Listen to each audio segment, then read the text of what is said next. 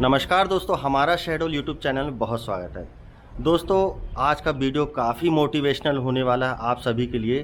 कारण यह है कि आज हम बात करेंगे ऐसे मुद्दे पर, अधिकारों से जुड़ा मुद्दा, अधिकार, कानूनी अधिकार, जिससे कि अधिकतर लोग यानी मैं भी अनभिज्ञ रहता हूं कि मेरे क्या कानूनी अधिकार हैं, और उन्हीं सब के बारे में हम चर्चा करेंगे। और फिलहाल अभी मैं हूं नगर के ऐतिहासिक या संभाग के सबसे पुरातात्विक महत्व को प्रदर्शित करने वाले मंदिर, विराट मंदिर परिसर में। और काफ़ी अच्छी यहाँ पर देख सकते हैं छटा बिखरी हुई है। आज बारिश नहीं हो रही लेकिन काफ़ी उमस है। और इन सभी की जानकारी के लिए आज हमारे साथ विशेष मेहमान, हमारे मित्र जुड़ रहे हैं। आइए हम उनसे आपका परिचय कराते हैं। तो चलिए मैं आपको सीधे उनसे मुलाकात करवाता हूँ। और मैं जिनकी बात कर रहा था, आप हैं श्री संदीप दुबे जी, और आप हैं Allahabad high court, Jabalpur high court और शहडोल डिस्ट्रिक्ट कोर्ट में आप एज ए वकील यहाँ पर हैं और अच्छा परामर्श देते हैं। तो चलिए आपसे ही सीधे हम जानते हैं कि लोगों के क्या अधिकार रहते हैं। और मैं आपसे यह जानने का प्रयास करूँगा, एक गंभीर मुद्दा है एम्प्लॉई वर्क का, कि एम्प्लॉई वर्क के क्या अधिकार हैं। जैसे कि अगर भगवान न करे कुछ विपरीत परिस्थितियां उत्पन्न होती हैं और उन्हें सस्पेंड वगैरह कर दिया जाता है, तो वो क्या कर सकते हैं, कहां मदद ले सकते हैं, वगैरह वगैरह। बहुत अच्छा मुद्दा उठाया है नीरज जी आपने। ये लगभग सभी के दिलों से जुड़ा हुआ मुद्दा है, क्योंकि हर व्यक्ति कामकाजी है। तो अब देखिए, एम्प्लॉयज़ जो है उनको क्या क्या प्रॉब्लम होती है, मैं वो थोड़ा सा आपको बताना चाहूँगा। पहला तो कई बार ऐसा होता है कि कर्मचारियों को सैलरीज नहीं मिलती टाइम पे। सैलरी मिल रही है तो कई बार जितनी सैलरी बोला गया उससे कम मिल रही है। कई बार उनको डिसमिस कर दिया गया, नौकरी से बाहर कर दिया गया या सस्पेंड कर दिया गया। तो अब उनको पता नहीं है कि वो किसको अप्रोच करें, किससे बात करें, है ना। तो अब देखिए क्या होता है इसमें, मैं सिस्टम बताता हूँ कि कोई भी एम्प्लॉय जो है, अगर वो डिसमिस हो रहा है, उसको नौकरी से बर्खास्त किया जा रहा है, तो उसका एक प्रोसेस होता है नीरज जी। पहला तो ये होगा कि उसको एक नोटिस दिया जाएगा। जी जी। जो एम्प्लॉयर है वो नोटिस देगा। नोटिस में सारे पॉइंट लिखेगा वो कि किस वजह से वो ये एक्शन ले रहे हैं। जी जी। और फिर उसके बाद में मौका दिया जाएगा उनको कि वो अपना पॉइंट रख सकें, है ना। नेचुरल जस्टिस का जो सिद्धांत है कि अगर आरोप लगा है तो उसका आंसर देना है। जी जी। इसके साथ साथ अगर किसी एम्प्लॉय को हटाया जा रहा है, डिसमिस किया जा रहा है, तो उसको 1 महीने की एडवांस सैलरी देना ही देना है एम्प्लॉयर को। जी हाँ। अगर वो 1 महीने की एडवांस सैलरी नहीं दे रहा है, बिना कुछ कहे उसको निकाल रहा है, तो ये पूरी तरीके से अवैध है। जी हाँ। हर जिले में लेबर कोर्ट होता है। जी हाँ। हमारे शहडोल में भी लेबर कोर्ट है। तो अगर कोई भी एम्प्लॉय जो प्राइवेट सेक्टर में काम कर रहा है और एग्रीवेटेड है, मतलब पीड़ित है, तो वो डायरेक्टली लेबर कोर्ट में जाके केस फाइल कर सकता है उस कंपनी के खिलाफ में। आपको एक लीगल नोटिस उस कंपनी को आप देंगे, उसके बाद कंपनी जो है नॉर्मल जो लीगल प्रोसेस में फॉलो करेगी। जी। तो काफ़ी अच्छी जानकारी दी गई संदीप जी के द्वारा। और मैं समझता हूँ अगर कोई व्यक्ति इन सभी समस्याओं से ग्रसित हैं तो इस माध्यम से वो जुड़ सकते हैं, संदीप जी से भी जुड़ सकते हैं। संदीप जी, मेरा एक छोटा सा प्रश्न रहा, ऐसा अक्सर सुनने में आता है और मैंने अखबार के माध्यम से भी कई बार पढ़ा है, खासकर जो प्राइवेट सेक्टर्स में एम्प्लॉय होते हैं, तो उन्हें कभी कभी, जैसे मान लीजिए एम्प्लॉय को कुछ आवश्यकता पड़ गया व्यक्तिगत तौर पर, तो वह चला जाता है बिना बताए, और बाद में किसी के माध्यम से वो सूचना भी प्रेषित कर देता है अपनी कंपनी को कि मैं यहाँ फला जगह हूँ, इतने दिन बाद आऊँगा। लेकिन ठीक इसके विपरीत कंपनी क्या करती है, उस एम्प्लॉय को मतलब किसी भी प्रकार कोई रियायत ना देते हुए उसे भगोड़ा घोषित कर देती है। उसके जो अधिकार हैं, चाहे सैलरी हो, चाहे ईपीएफ हो, ये सारी चीज़ों से वंचित कर देते हैं। तो इसके लिए वो बेचारा ऐसे में क्या कर सकता है? देखिए, बहुत अच्छा क्वेश्चन है आपका। ये बेसिकली इसको हम कहते हैं एब्सकॉन्ड। एब्सकॉन्ड का मतलब होता है किसी को भी भगोड़ा घोषित कर देना। जी जी। अब इसमें होता क्या है एब्सकॉन्ड में, कि जैसे मान लीजिए कि कोई कर्मचारी घर चला गया, उसके घर में कोई प्रॉब्लम आ गई, या फिर किसी भी जेन्युइन रीजन से या बीमार होने की वजह से नहीं आ पा रहा, तो कंपनियां कई बार उसको एक नोटिस भेजती हैं। लॉ के हिसाब से क्या है, किसी भी एम्प्लॉय को तब तक एब्सकॉन्ड या भगोड़ा घोषित नहीं किया जा सकता जब तक उस व्यक्ति का, जो एम्प्लॉय है, उसको जो रजिस्टर्ड एड्रेस है, जी जी, वहाँ पर आप 2 लीगल नोटिस नहीं भेजते। जी, जी। मतलब legal notice in the sense कि कंपनी का नोटिस। जी, जी, जी। कंपनी का नोटिस जाएगा ये कहते हुए कि आप तत्काल 15 दिवस के अंदर अंदर आए मुख्यालय में और आके अपनी हाजिरी लगवाएं, अपनी प्रॉब्लम बताएं कि क्या है। बिल्कुल। इसके साथ साथ जो रजिस्टर्ड मेल आईडी है उसमें भी कंपनी को सेंड करना पड़ता है एक नोटिस। जी, जी। बिना इन कार्रवाइयों के कंपनी किसी भी एम्प्लॉय को एब्सकॉन्ड घोषित नहीं कर सकती। मान लीजिए कि कोई एम्प्लॉय बता के गया है तो उसके पास में मेल होगा जो अपने मैनेजर को करके जाएगा, जी, जी। या फिर वो चिट्ठी द्वारा सूचित किया होगा, जी, या जी। फोन के मैसेज के द्वारा सूचित जी, किया जी। होगा। किसी भी माध्यम से अगर कंपनी के एम्प्लॉय ने सूचित किया है तो जी, वो जी। भगौड़ा घोषित नहीं हो सकता। जी, जी। भगौड़ा वाला कानून उसके ऊपर लागू नहीं हो सकता। तो काफ़ी अच्छी जानकारी दी गई इस संबंध में भी।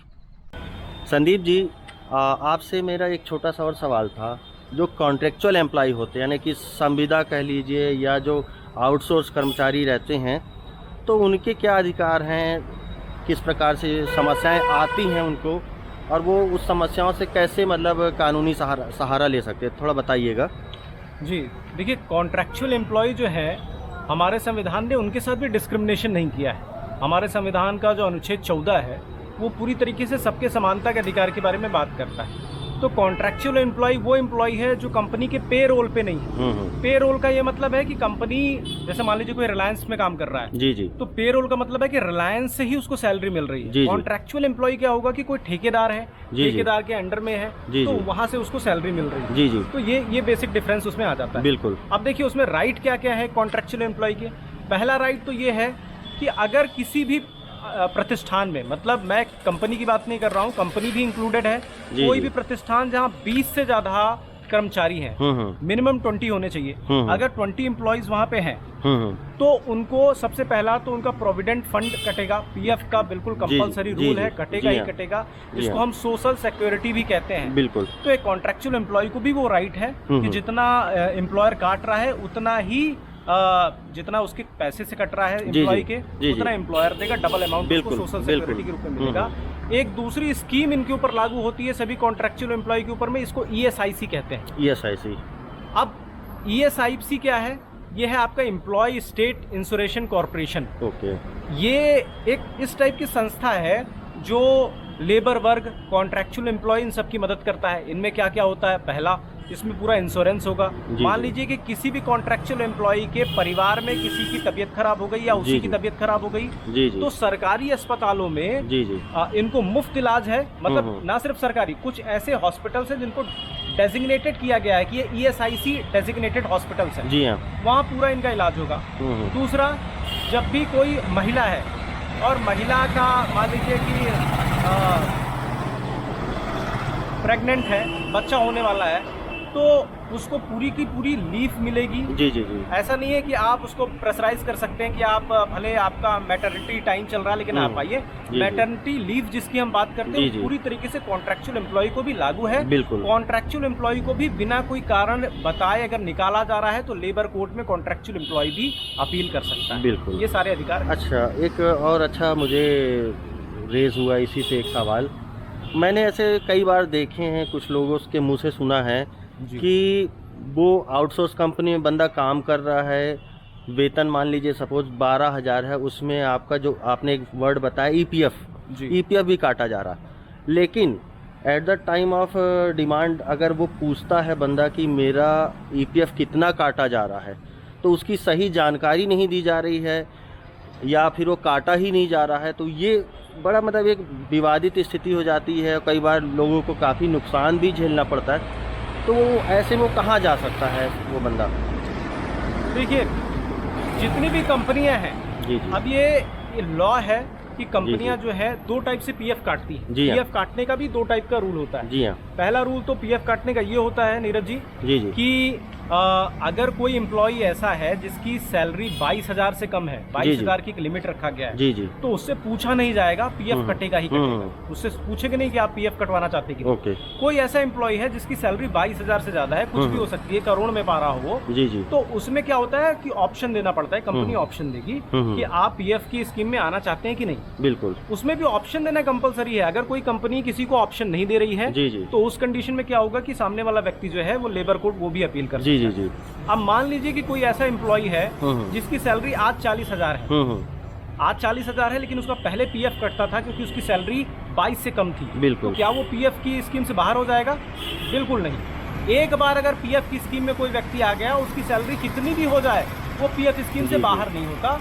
एम्प्लॉयर को पैसा काटना ही होगा और उतना पैसा लगाना ही होगा। अच्छा, किसी किसी डिपार्टमेंट में क्राइटेरिया यह भी रहता है कि जो पीएफ कटता है वो बेसिक उसका निर्धारित किया जाता है 15,000। अगर 15,000 या उससे कम है तब तो पीएफ कटता है, अदरवाइज फिर उनका पीएफ नहीं काटा जाता है। तो क्या ये डिसाइड कौन करता है कि ये बेसिक मतलब जो 22,000 या 15,000 जो भी अभी हम कह रहे हैं कि इतनी जो सीमा रहेगी आय की या प्रति माह मिलने वाले मानदेय या वेतन की बात करें तो उस पर पीएफ कटे, ये सीमा क्या पीएफ प्रोविडेंट फंड का जो विभाग है ईपीएफओ डिसाइड करता है या वो पर्टिकुलर एम्प्लॉयर डिसाइड करता है? देखिए, जो लेबर मिनिस्ट्री है, अब जैसे अगर हम बात करें संविधान की, तो 3 सूचियों में चीजों को डिवाइड किया गया है। जी जी, है ना। एक तो है राज्य सूची जिसमें राज्य के विषय होते हैं। जी जी। एक होता है केंद्र सूची जिसमें केंद्र के विषय होते हैं, जैसे केंद्र सूची में रेल और ये स्पेस हो गया, इम्पोर्टेंट मैटर। राज्य सूची में पुलिस हो गया, लॉ एंड ऑर्डर हो गया। एक होता है समवर्ती सूची जिसमें दोनों का हस्तक्षेप रहता है। जी जी। तो जो अगर आप श्रम के बारे में बात करेंगे, लेबर की, तो इसमें दोनों का हस्तक्षेप होता है। बेसिकली अगर कोई केंद्र सरकार लॉ बना रहा है तो स्टेट सरकार का बनाया हुआ लॉ को ओवर रूल करता है। जी जी। तो यहाँ पर ये डिसाइड कौन करता है? तो ये केंद्र सरकार ने अभी डिसाइड कर रखा है। जी जी। पहले ये बेसिक का 15,000 था। जी जी। अभी अमेंडमेंट के बाद में ये 22,000। जी जी। बेसिक सैलरी का मतलब है कि उसको जो मूल मिल रहा हो, मतलब आप उसमें टीए डीए ये सब चीजें इंक्लूड नहीं करेंगे, जो बेसिक सैलरी है, तो उसका अगर 22,000 उसको प्राप्त हो रहा है तो पीएफ के प्रीव्यू में आता है। साथ में एम्प्लॉयर को ये पूछना कंपलसरी है कि आप इस स्कीम में भाग लेना चाहते हैं कि नहीं। ये ऑप्शन देना पड़ेगा। बिना ऑप्शन दिए वो अपने से फैसला नहीं ले सकते। जी जी जी। अगर वो अपने से फैसला ले रहे हैं तो अपील किया जा सकता है। ये पूरी तरीके से गलत है। काफ़ी अच्छी जानकारी दी गई संदीप जी के द्वारा, और मैं समझता हूँ जो भी ऐसे कर्मचारी वर्ग हैं जो कि आउटसोर्स कंपनी में हैं या किसी ऐसी कंपनी में हैं जहाँ पे इस प्रकार के मामले आते हैं, तो उन्हें भी एक कानूनी सहायता मिल सकती है।